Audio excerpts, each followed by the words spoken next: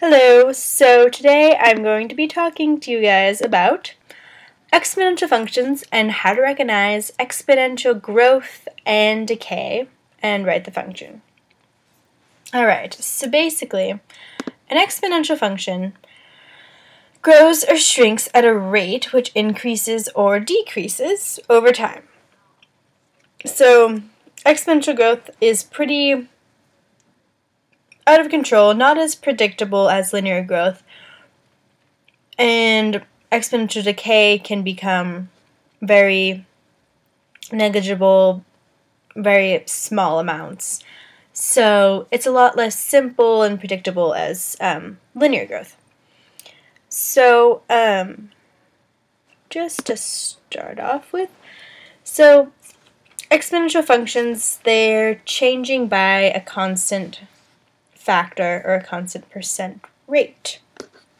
And the most basic equation for exponential functions looks like this. It's just going to be backwards, but I don't really care. Y equals a times b to the x, where a is going to be your initial amount, kind of similar to linear functions where you sort of start at the y-intercept and then you keep growing. But in the exponential function, you're going to have this initial amount, and then the b is going to be the base or the growth factor that it's going to be increasing by, and x will be the rate, which is going to be the rate that this initial amount will be increasing by. So this could mean it could be yearly, monthly, quarterly, daily, second. It varies. The exponential growth can be down to the second or quarterly, monthly. So yeah, kind of what I said before. And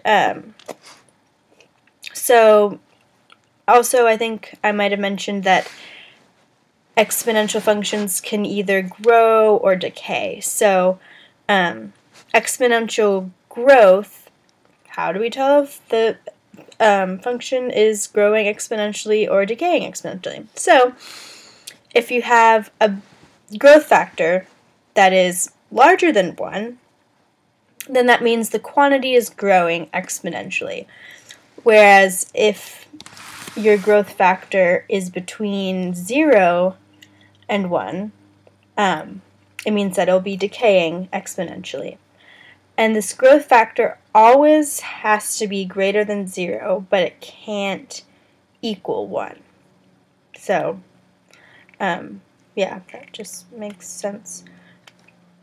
And normally we don't know the growth factor, but we do know that, we normally know that a quantity grows by a certain percent rate, or r, per unit of time. So we get b equals 1 plus r, or b equals 1 minus r. That is not the right thing that I was going to show you. Okay, yeah, b, woo.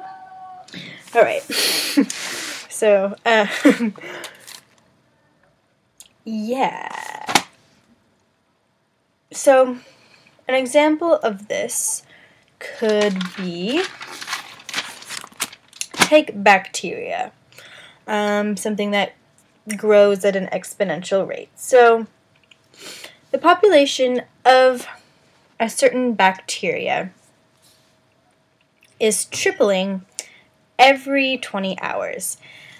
And the equation for this would be P, population, equals 300. This is like not 300, which would be, I could go like, just write it. No, sorry. 300, which is the initial amount, or A, of the population of bacteria, times 3, which is the base growth factor, so it's tripling, and it's larger than 1, so we know that it is growing exponentially, not decaying. And then it's raised to t over 20, and t is going to be the the variable. So whatever, how many days, or that's just going to be the measurement of time that you're going to use to figure out the predicted amount of bacteria that are going to be in the place or whatever after a certain amount of time. And so it's going to be T, which could be hours, days, months, sort of whatever that factor is, over 20, which in this case is going to be 20 hours. So this means that the bacteria population will start with 300, and it'll be tripling every 20 hours. So, for example, if we wanted to find the population of bacteria after 1 day, what would we do? Alright, so since we know that our units are in hours, we're going to know that T, this little guy up here, is going to have to be 24 because there's 24 hours in a day. So we are going to write this equation, P equals 300 times 3 raised to the 24 over 20. And so this, sorry about this whole backwards thing. I'm not clever enough to figure out a different way to do this, but whatever. You guys get the picture. So, this means that the bacteria starting population of 300 is going to be tripling, or no, we're trying to figure out what the population of bacteria is going to be after 1 day. Alright, so you guys can figure that out with your calculators. I have already done it. We actually did this in class, I think. So the resulting population is going to be, or the answer we get from our calculators will be 1,121.16. Now, we can probably just round up to the nearest whole number because these equations for predicting the population aren't going to be exactly accurate. They can't count for every single bacteria. Same goes with like populations of like humans, Earth, I guess. Since the population of the Earth is growing exponentially, we can't technically count every single person on planet Earth, but they serve as a model, not like an exact prediction. So, therefore, we can just round up to the nearest whole number in this case, and so we get 1,121 bacteria population, I guess. So yeah, so 1,121 bacteria will be left over in the population.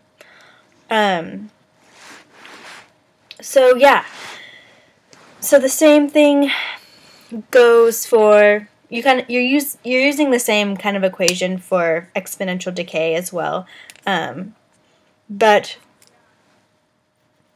say for example, you have a radioactive substance that has a half-life of 6 hours, and you start with 200 milligrams of this substance.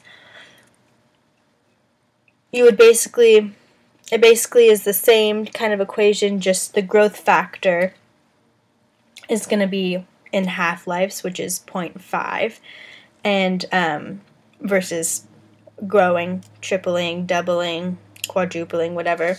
So the equation for that would be something more like this, T over 6, where you have 200 times 0.5 raised to the t over 6. So, yeah, they're not too different. But